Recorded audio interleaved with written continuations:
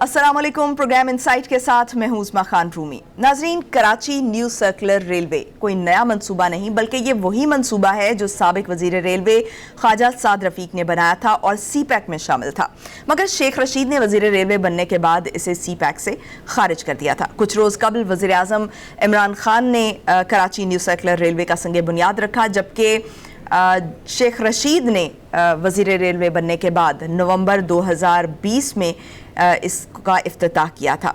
Railway हुक्काम का इस हवाले से कहना है कि केसीआर के तीसरे फेज़ को न्यू केसीआर का नाम दिया गया है और इसकी बहाली के लिए इसमें बेतहाशा रुकावटें हैं। सिंध हुकूमत के साथ मिलकर अभी बहुत से मामला जो हैं वो तय होना बाकी हैं। तमाम वफाक की तरफ से सिंध के साथ मिलकर काम करने का और मसाइल हल करने का ऐलान किया गया है, जो कि नहायत खुश आइंद है।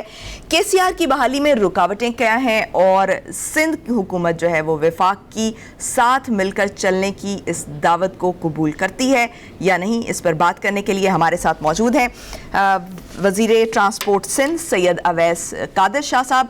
अवैस शाह साहब, बहुत शुक्रिया आपके वक्त का। प्रोग्राम में खुशामदीद कहूँगी आपको।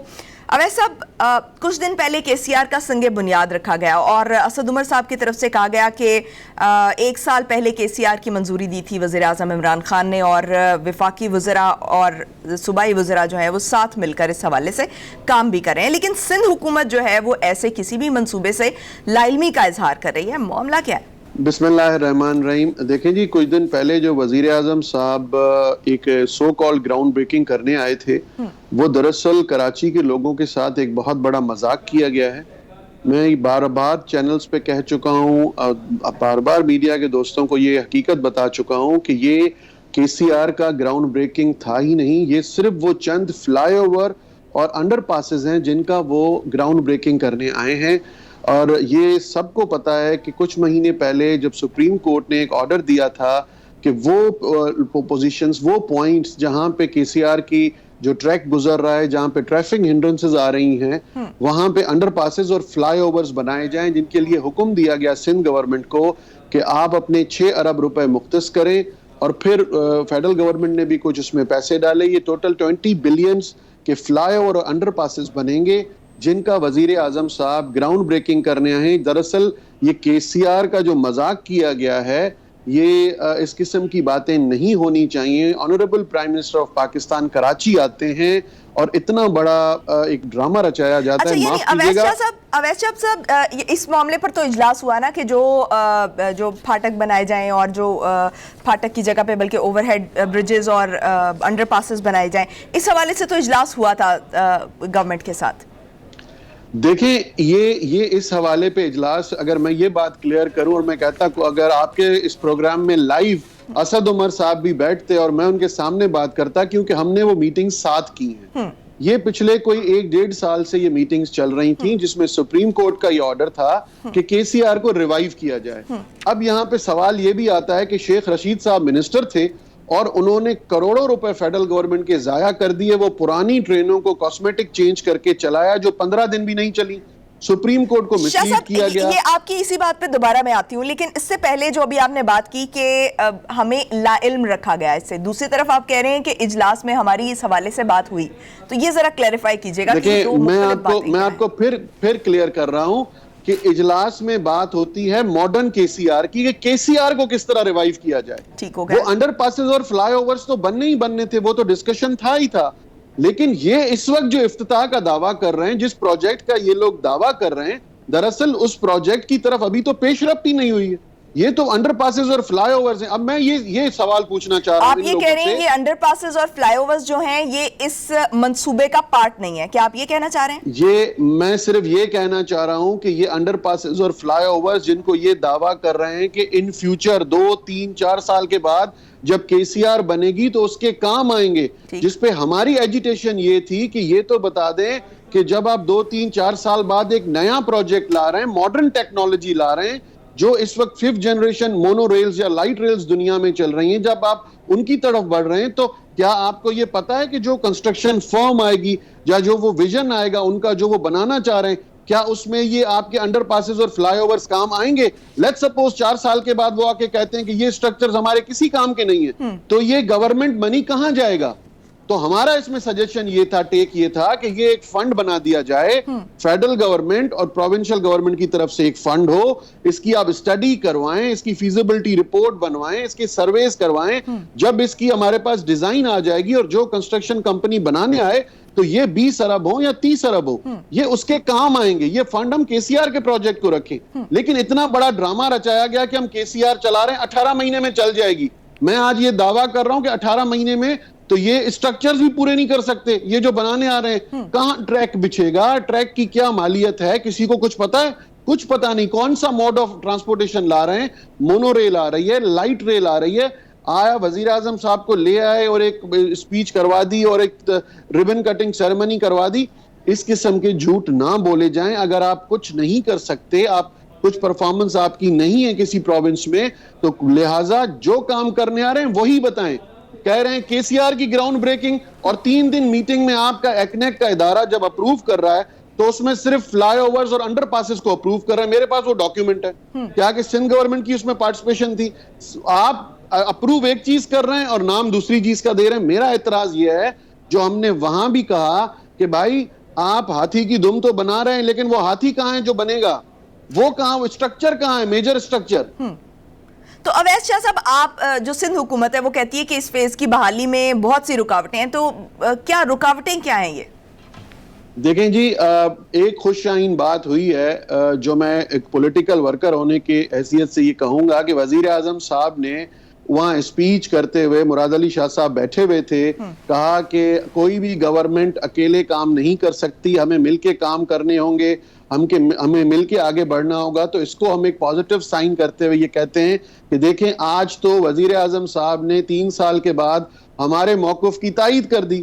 ہم تو 3 سال سے یہ کہہ رہے تھے کہ کوئی بھی گورنمنٹ اکیلے کام نہیں پرفارم نہیں کر سکتی جب تک وہ سب مل کے اور عوامی منصوبوں کے لیے کام نہ کرے. ترقی نہ تب تک ہو ہی نہیں سکتی جب تک سب ایک پیج پہ نہ ہو. تو یہی ہم پہ الزامات لگاتے تھے پچھلے 3 سال سے. مختلف قسم کے الزامات ہمارے اوپر لگتے تھے، ہم پہ بلیم گیم ہوتی تھی، پولیٹیکل گمکس ہوتی تھی. آج وزیر اعظم نے ان کے اپنے ہی سوالات کے جواب دے دیا کہ سب کو مل کے کام کرنا ہے. دیکھیں اگر وزیر اعظم صاحب اس پوائنٹ آف ویو کے ہیں تو مراد علی شاہ صاحب پازیٹیو مائنڈڈ، پڑھے لکھے انسان ہیں، بہت اچھے پولیٹیشین ہیں، اور ہمیشہ انہوں نے کورونا کا مسئلہ ہو، اس کے بعد اگر کوئی کمیٹی بنائی گئی جو کوارڈینیشن کمیٹی ہو، یا اس کے کوئی بھی ایشو آتا ہے جو فیڈرل گورنمنٹ کا، تو مراد علی شاہ صاحب کی طرف سے پازیٹیو ورڈز جاتے ہیں اور پازیٹیو ہمارا نیریٹو جاتا ہے کہ ہم کام کرنے کو تیار ہیں. لیکن اگر اس کمیٹیز میں اور ان اجلاسوں میں اگر علی زیدی جیسے بیوقوف، جس نے لاسٹ ٹائم بھی غلط بات کی، اور اس قسم کے ناسمجھ لوگ بھیجے جائیں گے، تو ہوگا یہ کہ وہ کام باٹل نیکس آگے نہیں جائیں گے، وہ باٹل نیکس ختم نہیں ہوں گے، لیکن اور چیزیں الجھ جائیں گی. اب کے سی آر ہو یا کوئی اور منصوبہ ہو، اگر فیڈرل گورنمنٹ سیریس ہے کام کرنے کے لیے تو ہماری طرف سے بہت پازیٹیو رسپانس ملے گا. ہم تو گرین لائن میں بھی ان کی مدد کرنے کو تیار ہیں، کیونکہ ابھی بھی گرین لائن میں بہت ہرڈلز ہیں آگے. اگر وہ نومبر میں صرف خان صاحب کو دکھانے کے لیے ریبن کٹنگ سیریمنی دوبارہ انہوں نے کی تو گرین لائن کا حال جو ہے وہ پشاور بی آر ٹی سے بھی خراب ہوگا. صحیح. شاہ صاحب، مجھے ایک بریک لینے کا کہا جا رہا ہے، بریک سے واپس آئیں گے ناظرین اور کچھ بات کریں گے کہ اگر یہ منصوبہ سندھ حکومت وفاق کے ساتھ مل کر اس کو مکمل کرتی ہے تو اس میں وقت کتنا لگے گا، کیا وقت لگے گا اس کی تکمیل میں؟ بریک سے واپس آ کر بات کرتے ہیں.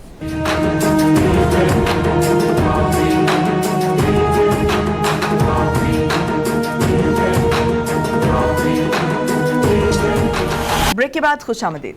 صحیح. تو شاہ صاحب، میں نے رکاوٹوں کی بات کی تھی کہ بحالی میں رکاوٹیں کیا کیا ہیں؟ دیکھیں رکاوٹیں ایز سچ کے سی آر میں کوئی نہیں ہے. جو پہلے بھی بات ہوئی تھی کہ انکروچمنٹس ہٹانی ہے تو انکروچمنٹس ڈسٹرکٹ گورنمنٹ اور سندھ گورنمنٹ کی طرف سے ہٹائی جا رہی ہیں. نہ اس میں کوئی ریلوے کا کردار ہے، نہ فیڈرل گورنمنٹ کا کوئی ادارہ کام کر رہا ہے. آن گراؤنڈ جو بھی سندھ گورنمنٹ کی ذمہ داری ہے وہ سندھ گورنمنٹ اپنی پوری کرے گی. دیکھیں اصل مسئلہ ہے یہ، اس کی اگر میں ہسٹری بتاؤں آپ کو، جو آپ کے چینل کے توسط سے ناظرین جان لیں، ان کو اب کراچی کا اتنا درد ہوا ہے.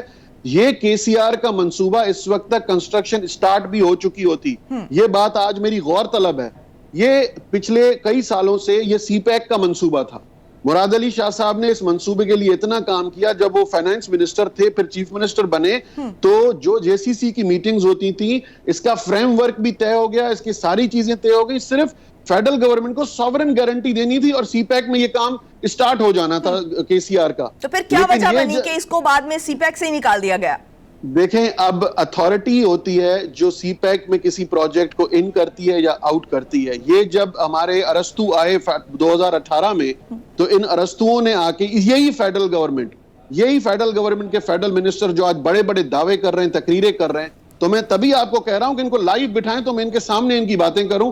इन्होंने ही, यही फेडरल मिनिस्टर्स हैं जिन्होंने केसीआर को सीपैक से निकलवा दिया और ML1 को अप्रूव करवाया।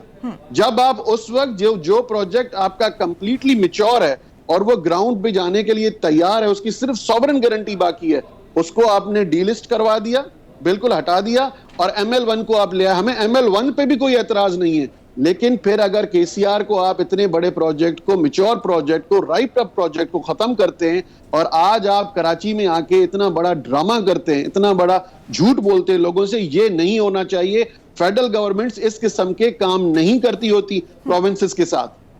तो शाह साहब, कोई तो ऐसी वजह बनी होगी कि शेख रशीद साहब ने जो है वो सीपैक से इसको निकाला था, तो वो ग्राउंड रियलिटी क्या थी, वो वजह क्या थी इसको निकालने की, अगर इतना मैच्योर हो चुका था ये? देखिए, सबसे पहली बात होती है कि आपके पास विजन हो, आपके पास पॉलिटिकल अक्यूमन हो और आप किसी के स्क्रिप्टेड चीजों को ना पढ़ रहे हो या ना बोल रहे हो। अगर ये सिंध गवर्नमेंट के किसी मिनिस्टर ने किया होता तो शायद वो इस वक्त जेल में होता, लेकिन ये फेडरल गवर्नमेंट के, इनको कुछ नहीं है। अब ये तो इनसे सवाल किया जाए, ये तो मैं एजिटेट कर रहा हूं आज भी आपके प्रोग्राम पे कि ये तो फेडरल गवर्नमेंट से सवाल किया जाए कि क्यों आपने केसीआर को डीलिस्ट करवाया। ये तो वजह वही बता सकते हैं, सिंध दुश्मनी या सिंध से लोगों की दुश्मनी या वो दुश्मनी जो 2018 में सिंध से इनको वो रिस्पांस नहीं मिला। सही, ये हुकूमत से हम जो है इसका जवाब लेंगे। शाह साहब, आपने अभी कहा कि जो विफाक है उसके साथ हम मिलकर काम करने के लिए तैयार हैं, चाहे वो ये न्यू सर्कुलर रेलवे का मंसूबा ही क्यों नहीं है। तो क्या समझते हैं कि अगर इसको आप विफाक के साथ मिलकर जो है काम करना शुरू करते हैं तो अमली तौर पर ये कब तक पॉसिबल हो सकेगा, इसकी जो तकमील है? देखिए, एज ए ट्रांसपोर्ट मिनिस्टर और एज ए इंजीनियर मैं दोनों चीजें ये क्लियर बता सकता हूं कि इतना बड़ा जो मेगा प्रोजेक्ट है, जो पाकिस्तान की हिस्ट्री में ट्रांसपोर्टेशन सेक्टर का सबसे बड़ा प्रोजेक्ट होगा, इस पे अगर हम सीरियसली दोनों गवर्नमेंट्स काम करना शुरू करें तो इसकी स्टडीज में, इसकी रिपोर्ट्स में, इसके सर्वेज में कम से कम 1 से 1.5 साल हमें मिनिमम ऑन फास्ट ट्रैक चाहिए। उसके बाद जब इसकी फीजिबिलिटी रिपोर्ट्स बन के सामने आएंगी, इसकी जब रफ कॉस्ट बन के सामने आएगी, डॉलर रोज बरोज डॉलर बढ़ता जा रहा है इंटरबैंक मार्केट में, तो देखें ये पहले कोई 2-2.5-2 अरब डॉलर का प्रोजेक्ट था, अब ये कहां पे जाके पहुंचा। पहले तो ये हमें पता चलना चाहिए कि इसकी एक्चुअल कॉस्ट क्या होगी, 250 बिलियन रुपए होगी या 300 बिलियन रुपए होगी। फिर हमें ये भी सोचना है कि ये हम कौन से मोड ऑफ ट्रांसपोर्टेशन पे जा रहे हैं, तो हमें डिजाइन इसकी करवानी होगी। तो कम से कम इसके लिए जो पेपर वर्क है, फंड्स एलोकेशन है, या इसके लिए जो कॉन्सेप्ट की चीजें हैं जो लाजमी होती हैं इतना बड़ा प्रोजेक्ट करने के लिए, ऑन फास्ट ट्रैक भी 1.5 से 2 साल सिर्फ इसकी स्टडीज पूरी होनी है, ये सारे लवाजमात पूरे होंगे, उसके बाद जाके ये कंस्ट्रक्शन फेज में जाएगा। अगर दोनों गवर्नमेंट एक वन पेज पे हैं और seriously federal government Sindh government का साथ देने को तैयार है। सही। अच्छा शाह साहब, जो ये मंसूबा है इसमें बिजली से चलने वाली ट्रेनें जो है वो कहा जा रहा है कि चलाई जाएंगी, लेकिन जो सिंध हुकूमत है उसका मौक़िफ़ ये है कि बिजली की ट्रेनें इस ट्रैक पर चलाई ही नहीं जा सकती। तो एक तो ये कि इसकी वजह क्या है, और दूसरा ये कि इसका हल क्या है, और तीसरा ये कि क्या इसके मुतबादिल पर आपने कोई प्लान तैयार किया है ताकि आप वफाक के साथ अगर काम करें मुस्तकबिल में तो उसको अमली जामा पहनाया जा सके या उनके साथ डिस्कशन में लाया जा सके। देखिए, ये तो एक बहुत बड़ा जोक है जो अभी आपने मुझे सुनाया कि इस पे बिजली की ट्रेनें चलाई जाएंगी। ना कोई कॉन्सेप्ट है, ना कोई स्टडी है, ना कुछ पता है। आए और तकरीर कर दी कि बिजली की ट्रेनें चलाई जाएंगी, फिर इन्होंने कह दिया कि ये हम दूसरा काम ये कर। देखिए, मुझे तो ये समझ में नहीं आ रहा अभी तक कि इतना बड़ा झूठ पे झूठ ये लोग बोलते जा रहे हैं। आखिर ये करना क्या चाहते हैं? इनको किसने बता दिया कि यहाँ कौन सा मोड ऑफ ट्रांसपोर्ट ये ला रहे हैं? क्या इनके पास कोई स्टडी है? क्या इनके पास कोई एग्रीमेंट है, कोई कॉन्सेप्ट है? इन्होंने किया क्या है? बात फ्लाईओवर और अंडरपासेस से हटके केसीआर, अब ये इन्होंने 18 महीने का दावा किया है। देखिए, 18 महीने के बाद मैं चलिए ये कहता हूं कि आप हर महीने मुझे एक दफा इस शो में बुलाया करें और मैं हर महीने इनको ये याद करवाऊंगा कि आपके पास बाकी 17 महीने, बाकी 16 महीने, اور میں یہ دعویٰ کرتا ہوں, میری آج آن ریکارڈ بات رکھی جائے, کہ 18 مہینے میں تو یہ سٹرکچر بھی پورے نہیں ہوں گے, اور کانسیپٹ یہ بجلی کی ٹرین یا دوسری ٹرین یا مونو ریل بنانے کا تو دور دور تک کوئی اندازہ بھی نہیں ہے. میں نے جس طرح پہلے کہا کہ کوئی امکان نہیں ہے کہ یہ کوئی پروجیکٹ کر سکے, میں نے جس طرح پہلے کہا کہ اگر یہ واقعی سیریس ہیں اور فیڈرل گورنمنٹ واقعی کراچی کے لیے کچھ کرنا چاہتی ہے تو ایک ٹیم تشکیل دے جو ٹرانسپورٹ ڈپارٹمنٹ کے ساتھ, سی ایم سندھ ہمارے ساتھ ہمیں لیڈ کریں گے, بیٹھیں گے, ایک ڈسکشن سٹارٹ کریں اور ہم ایک کام کی طرف آگے بڑھیں. یہ زبانی کلامی باتیں تقریروں میں یہ لوگ کر کے چلے جاتے ہیں اور وہ گفتن شدن برخاستن والا سین ہو جاتا ہے. اب چلے گئے اسلام آباد, یا وزیر اعظم صاحب سے کسی نے پوچھا ہے کہ 3 سال پہلے آپ نے 163 ارب روپے دینے تھے, وہ کہاں گئے؟ کسی نے وزیر اعظم صاحب سے پوچھا ہے کہ 1100 ارب روپے کا آپ نے کراچی میں اعلان کیا تھا, وہ کہاں گئے؟ تو اب کون پوچھے گا کہ کے سی آر کہاں گئی؟ کوئی بات کرنے والا نہیں. ہم ہی بولتے رہیں گے اور ہم پہ پھر الزامات لگتے رہیں گے. یہ پولیٹیکل باتیں ہمارے لیے ہوتی رہیں گے. اگر سچ بولتے ہیں تو پھر ہمارے خلاف کیسز بھی بنتے ہیں, مقدمے بھی ہوتے ہیں, فیڈرل ادارے بھی پیچھے لگ جاتے ہیں, اور پھر کہا جاتا ہے کہ یہ لوگ غلط ہیں. صحیح. اچھا شاہ صاحب, یہ جو پھاٹک پر جو بریجز اور وہ بننے تھے, انڈر پاسز بننے تھے, اوور ہیڈ بریجز بننے تھے, یہ ایک کمپنی نے جو ہے وہ منع کیا تھا. انہوں نے کہا تھا کہ یہ نہیں بن سکتے. اس کی وجہ کیا بتائی گئی کہ کیوں یہ نہیں بن سکتے؟ دیکھیں, ابھی صرف ان کے پاس جو ہماری میٹنگز ہوئی ہیں, ان کے پاس صرف پوائنٹس لوکیٹ ہوئے ہیں کہ ہم نے کون کون سے پوائنٹ پہ کنسٹرکشن کرنی ہے. صرف پوائنٹس لوکیٹ ہوئے ہیں. نہ ان کا کوئی ڈیزائن بنایا گیا ہے, نہ ان کو کس طریقے سے کتنا اپنا اس کو ایڈ گریڈ ہوگا, کتنا ایلیویٹڈ ہوگا, ابھی تک یہ چیزیں ڈیسائیڈ نہیں ہوئی ہیں. ابھی یہ بھی ڈیسائیڈ ہونا باقی ہے. یہ وہ خد و خال ہیں جو میں آپ کو بتا رہا ہوں, جو حقائق ہیں, جو حقیقت پر مبنی ہے. ابھی تک کچھ ڈیسیشن نہیں لیا گیا. دیکھیں, ابھی تک تو ایسی کوئی کمپنی ہی نہ آئی, کیونکہ سپریم کورٹ نے یہ کہا ہے کہ یہ کام ایف ڈبلیو کو دیا جائے, ایف ڈبلیو کرے گا. ایف ڈبلیو نے وہ پوائنٹ تو کر لیے کہ چوکنگ پوائنٹس کون سے ہیں ٹریفک کے, جن پہ انڈر پاسز اور فلائی اوورز بنیں گے. ریکمنڈیشنز تو آئی ہیں کہ یہاں فلائی اوور یا یہاں انڈر پاس بنے گا, لیکن ابھی تک کوئی ڈیزائن نہیں آیا. ابھی تو ڈیزائن بننے میں ٹائم لگے گا. صحیح, لیکن ڈیزائن تو بعد میں بنایا جائے گا نا. اس سے پہلے تو یہ ڈیسائیڈ کیا جائے گا کہ آیا یہاں پر بن بھی سکتے ہیں یا نہیں بن سکتے. تو وہ کمپنی نے منع کیا ہے. نہیں, دیکھیں, وہ ابھی ایف ڈبلیو کے پاس ہی ہے. ایف ڈبلیو اور ای اے انجینئرنگ کنسلٹنٹس ہیں ان کے. میں یہ اتنی باتیں آپ کو جو بتا رہا ہوں, یہ ہمارے جو میٹنگز میں جو چیزیں ڈیسائیڈ ہوتی ہیں, یہ وہی بتا رہا ہوں جس کو اسد عمر صاحب ہوں یا کوئی اور صاحب ہوں, کوئی بھی ڈینائی نہیں کر سکتے, کیونکہ یہ باتیں ہماری ڈسکشن میں آتی ہیں. صحیح. بہت سید اویس قادر شاہ صاحب ہمارے ساتھ موجود تھے. ناظرین, وقت ہوا ایک بریک کا. بریک کے بعد دوبارہ واپس حاضر ہوں.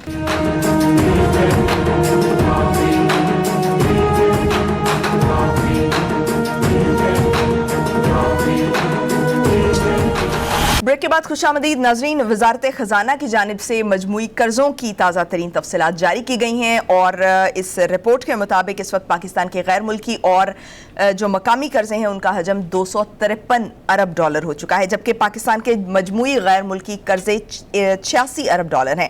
وزیر اعظم عمران خان کی طرف سے وزارت خزانہ کو کارکردگی کے معاہدے کے تحت 30 جون 2022 تک 8 اہداف دیے گئے ہیں جو مکمل کرنے ہیں, جبکہ 2023 تک 2 اہداف مکمل کرنے کا ٹاسک سونپا گیا ہے. تاہم آپ کو یہ بتاتے چلیں کہ ان اہداف میں مہنگائی میں کمی لانا شامل نہیں ہے. ہم دیکھ رہے ہیں ناظرین کہ افغانستان کی صورتحال میں جب سے تبدیلی آئی ہے, پاکستان کی درآمدات میں, ڈالر کی مانگ میں بہت تیزی سے اضافہ ہو رہا ہے. اس کے علاوہ مہنگائی میں ہم دیکھ رہے ہیں بہت زیادہ تیزی سے اضافہ ہو رہا ہے. پیٹرول کی قیمتیں ہیں, بجلی کی قیمتیں ہیں, وہ مسلسل بڑھ رہی ہیں. اسٹیٹ بینک نے شرح سود میں اضافہ کیا ہے, اور اس کے علاوہ جو اسٹاک مارکیٹ ہے اس میں بھی تیزی سے صورتحال جو ہے وہ بدل رہی ہے. اس تمام صورتحال پر بات کرنے کے لیے ہمارے ساتھ اس وقت موجود ہیں ماہر معاشیات ڈاکٹر حسنین جاوید صاحب. ڈاکٹر حسنین صاحب, پروگرام میں آپ کو خوش آمدید کہوں گی. ڈاکٹر صاحب, وزارت خزانہ کو جو ٹاسک سونپے گئے ہیں ان میں مہنگائی میں کمی لانا شامل نہیں ہے, اور عملی طور پر ہم دیکھ رہے ہیں کہ مہنگائی مسلسل بڑھ رہی ہے. تو کیا عام آدمی یہ ایکسپیکٹ کرنا چھوڑ دے کہ مہنگائی میں کمی ہوگی؟ اور دوسری بات یہ کہ قرضوں میں جو مسلسل اضافہ ہو رہا ہے, اس کی وجوہات کیا ہیں؟ اچھا, جیسے آپ نے ابھی بتایا کہ ایک سال میں جو ملکی قرضے جو ہیں وہ آپ کے 200 پلس کے اوپر چلے گئے, اور آپ دیکھ رہے ہیں کہ یہ قرضہ جات بڑھتے کیوں ہیں. اس کی بنیادی ریزن سمجھ لیجئے. جب بھی اکانومی گروتھ کی طرف جاتی ہے, ایکسیلیٹ کرتی ہے, تو ہمیں بوروئنگ کرنی پڑتی ہے. تو پاکستان نے اور خاص طور پہ جو ہمارے وزیر خزانہ ہیں انہوں نے اس ایک کمپریہنسو اسٹریٹجی کی طرف کام کیا اور وہ یہ دیکھا کہ اسٹیٹ بینک سے بوروئنگ نہیں لیں گے. تو شارٹ ٹرم لونز کے ساتھ جو ہے وہ اسٹیٹ بینک سے جو ہے وہ انٹرسٹ ریٹس جو ہیں وہ اس طریقے سے مینیج کیے گئے کہ جس سے ہم جو بوروئنگ ہے وہ اس سٹینڈرڈ کے اوپر لیں گے جس کی وجہ سے انٹرنیشنل بوروئنگ کے اوپر ہمارے پر اثر نہ پڑے. آپ نے جیسے کہا کہ ہمارے پاس جو اہداف کے اندر مہنگائی کا کم کرنا ہے وہ نہیں ہے, اس سے میں ایگری نہیں کرتا. لیکن پہلے اگر میں آپ کو ڈیٹ کی سچویشن بتا دوں تو صرف اور صرف میں آپ کے سامنے چند نمبرز کو بیان کروں گا. وہ یہ کہ جیسے 86.1 جو پرسنٹیج تھی جو جون اور جولائی کے اندر تھی, اس کے اندر اضافہ ہوا 87.2% کا. پھر رپورٹ نے کہا کہ جو کمرشل بینکس ہیں ان کی ریشو جو ہے وہ 40% کے قریب جو ہے وہ پرسیڈ کی گئی. پھر ان ٹرمز کے مطابق فیڈرل گورنمنٹ نے 12.8 ٹریلین کو کمرشل بینکس کے ساتھ کیا.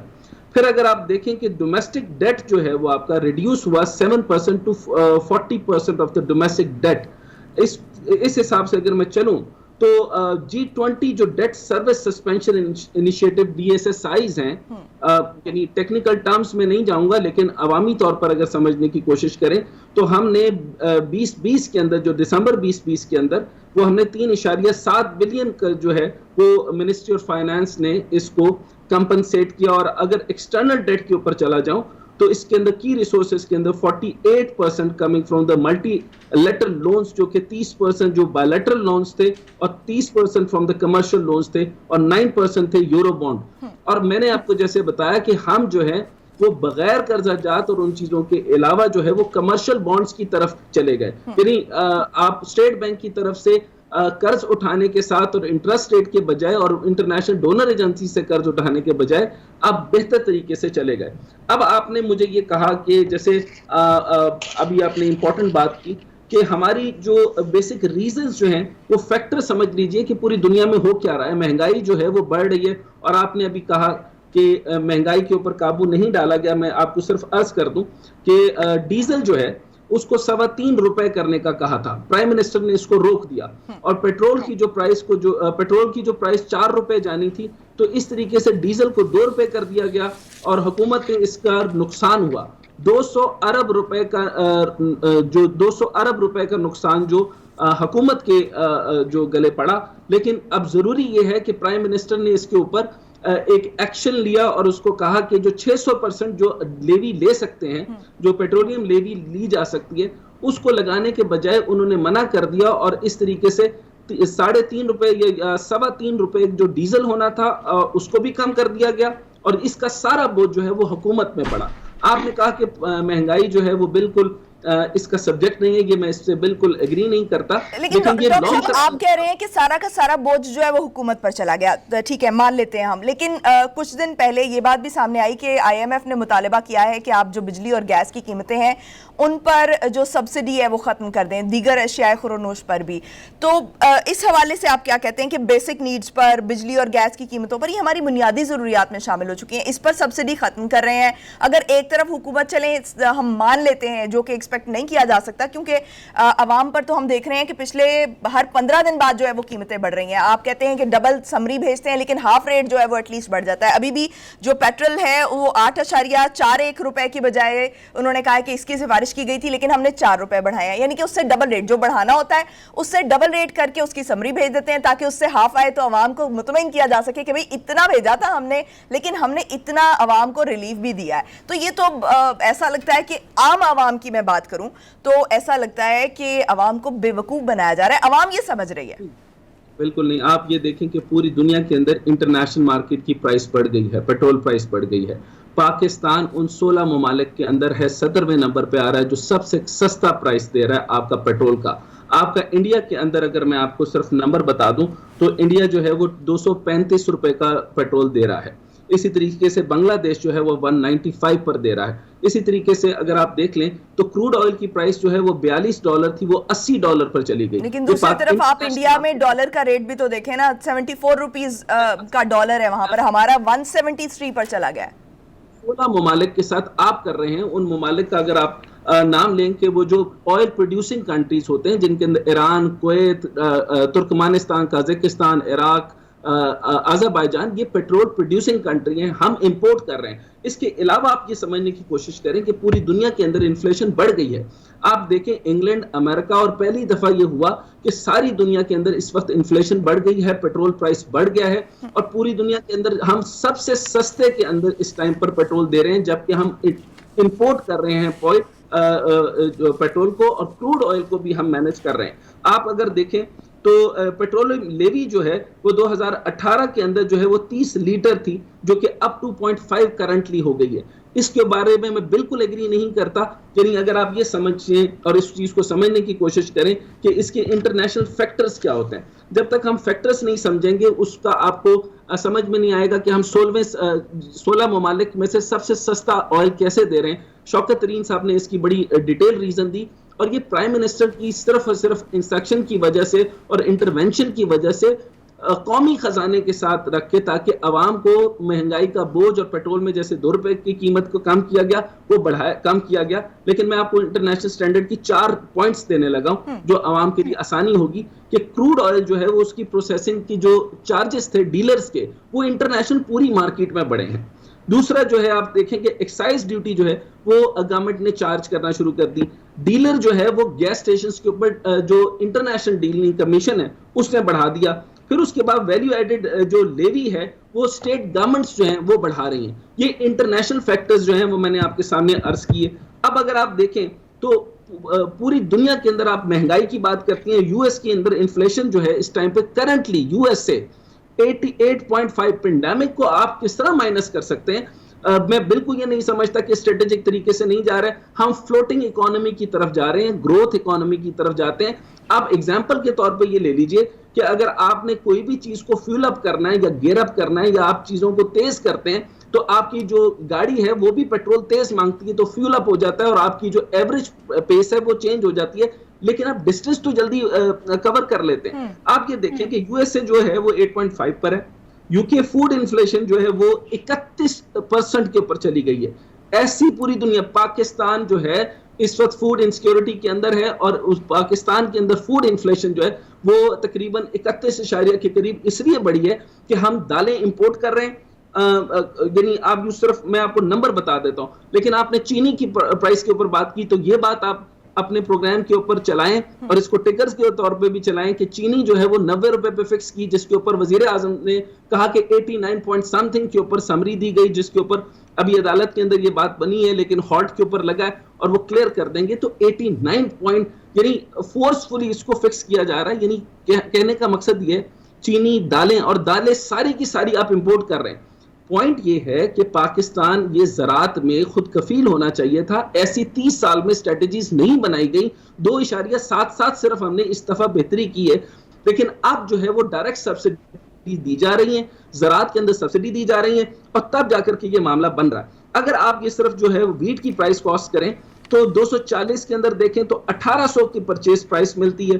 پھر اسی طریقے سے 1950 جو ہے وہ پنجاب میں ملا.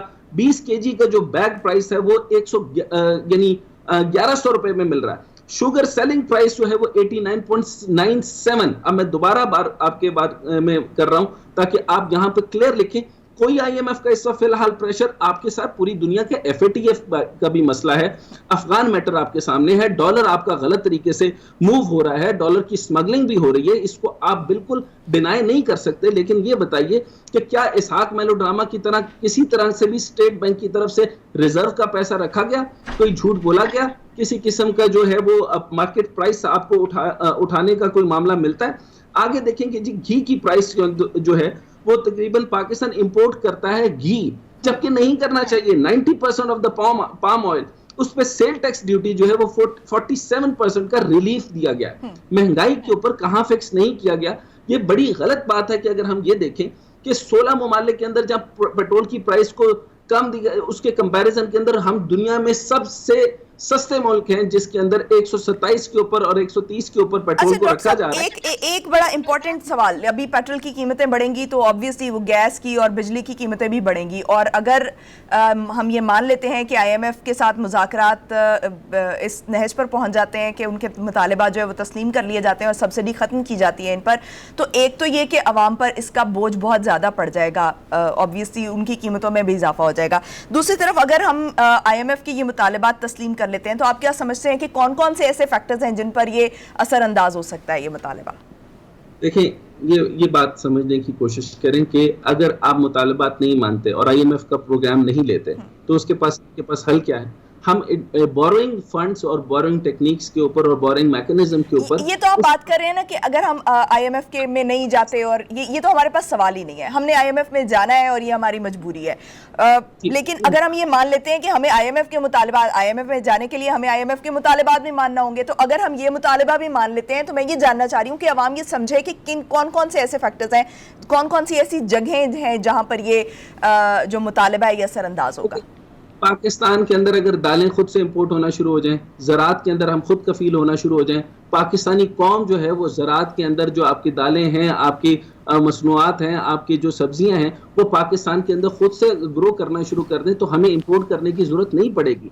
आप ये समझ लें कि जो हमारा वीट भी है वो भी 45% पॉपुलेशन के लिए जो हमने पूरा करना था, यानी शुगर, यानी हमारी चीनी, हमारी दालें, और इनको कंट्रोल प्राइस के ऊपर देने की कोशिश की जा रही है। लेकिन ये याद रखें कि हुकूमती जो उसका टोटल ग्रोथ है उसके ऊपर फर्क पड़ता है। ये हुकूमत के खजाने पे बोझ पड़ रहा है। जिस तरह मैंने आपको बताया कि 200 मिलियन का तो अभी सिंपल जो है वो पेट्रोल को सेटल करने के लिए पड़ा, तो हुकूमत इस तरह की बोरोइंग कर रही है जिसकी वजह से महंगाई को बैलेंस किया जाएगा। I am very sure about it कि अगले कुछ अरसे के अंदर जो आपने कहा कि IMF की शराइत को कबूल करने से इन चीजों के ऊपर असरात पड़ते हैं, अगर आप इंपोर्टर ही रहेंगे और आप ये सारी अशिया इंपोर्ट करेंगे, हमारे आप सोप्स देख लें, कोई गरीब आदमी जो है वो पाकिस्तान का बना हुआ सोप तो इस्तेमाल नहीं करता। पाकिस्तान प्रोड्यूसिंग कंट्री नहीं है। हम इस टाइम पर काफी बड़े हम जो है वो सिर्फ और सिर्फ कंज्यूमर सोसाइटी बन चुके हैं। इस चीज के ऊपर हम कता नजर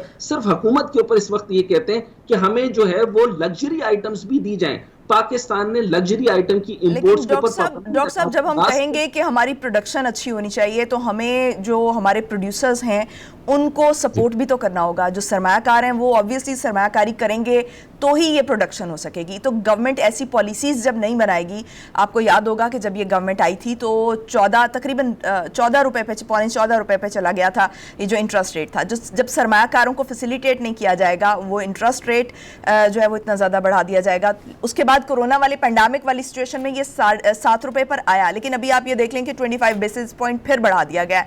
तो कैसे फिर सरमायाकारों को हम किस तरह से कन्विंस करेंगे कि वो यहाँ पर प्रोड्यूस करें ताकि जो है वो हमारी इंपोर्ट्स कम हो सकें? इस टाइम पर अगर आपने देखा होगा कि CPEC का ही मैं बात करता हूँ तो थर्कोल प्रोजेक्ट्स वगैरह शुरू हो गए हैं। आपके पास 97 अरब रुपए के जो है वो हाइड्रो पावर प्रोजेक्ट शुरू हो गए हैं। बिजली को बेसिकली सस्ता किया जाएगा। आप 1 या 2 महीने के अंदर देखेंगे पूरे इंटरनेशनल मार्केट का ट्रेंड चेंज होने की वजह से हम पे असर पड़ा है। लेकिन इंटरनल मार्केट का मैं आपको बता रहा हूँ कि EFF जो है उन्होंने इंक्रीज करने से और इलेक्ट्रिक जो टैरिफ है, यानी इलेक्ट्रिसिटी पे जो टैरिफ पड़ता है उसको बिल्कुल कम करने की उन्होंने समरी दे दी और ये इसको कम किया जाएगा। फिर 5.8 ट्रिलियन जो रेवेन्यू है उसको टारगेट को कमिट किया गया और फंड जो है वो उसको दिया गया है अगले फिस्कल ईयर के लिए। पावर सेक्टर रिफॉर्म्स के अंदर जो है वो मैंने आपको बताया कि कॉम्प्रिहेंसिव प्लान दिया गया है सब्सिडीज का, और आप ये देखेंगे कि जितना जो सरमायाकारी होगी सनतों के अंदर उनको सब्सिडीज दी जा रही हैं और उनका टैरिफ रेट जो है, आप जाके सनतकारों से पूछें तो ये कराची के सनतकार देख लीजिए, अभी आप फैसलाबाद के अंदर देख लें तो ये प्रोडक्शन कहाँ से बढ़ रही है, एक्सपोर्ट अगर आपकी बढ़ रही है तो कहाँ से बढ़ रही है। अभी तो हम ये सोच रहे हैं कि हमारी इंपोर्ट्स जो है वो कम हो, लेकिन जैसे मैंने आपको छोटी छोटी चीजें भी कही कि एक भी टिकर मैं ये नहीं देखता कि 89.9 के ऊपर चीनी को फिक्स करने का हुकूमती इंदिया दिया गया, उसको टिकर नहीं चलाया जाता। वीट को फिक्स करने का कहा गया, वो नहीं चलाया जाता। उसकी एक बुनियादी वजह भी है, अगर गवर्नमेंट ने ये कह दिया कि 89 पॉइंट समथिंग होना चाहिए चीनी का रेट, तो लेकिन जो हम तक पहुंच रही है, जो एक कंज्यूमर तक पहुंच रही है वो 110 रुपये 115 रुपये तक पहुंच रही है। तो वो जो ग्राउंड रियलिटी है, जब तक हुकूमत जो है वो इस पर इम्प्लीमेंटेशन नहीं कर लेती। जब तक वो इम्प्लीमेंट नहीं होगा, आम आवाम तक रिलीफ नहीं जाएगा, तो वो जितने मर्जी आप दावे कर लें, वादे कर लें, तो वो वहीं पे स्टैंड करती है वो चीज़। बहुत शुक्रिया डॉक्टर हसनैन जावेद साहब हमारे साथ मौजूद थे। नाजरीन, जैसे कि डॉक्टर साहब की तरफ से कहा गया कि हुकूमत जो है वो 89 रुपीज़ तक तो चीनी की कीमत फिक्स कर रही है, लेकिन आवाम तक जब तक इसका फ़ायदा नहीं पहुंचेगा तब तक इसका कोई फ़ायदा नहीं होगा। प्रोग्राम से मुझे दीजिए इजाज़त, पाकिस्तान की हमेशा पाइंदगी की दुआ के साथ। अल्लाह हाफ़िज़।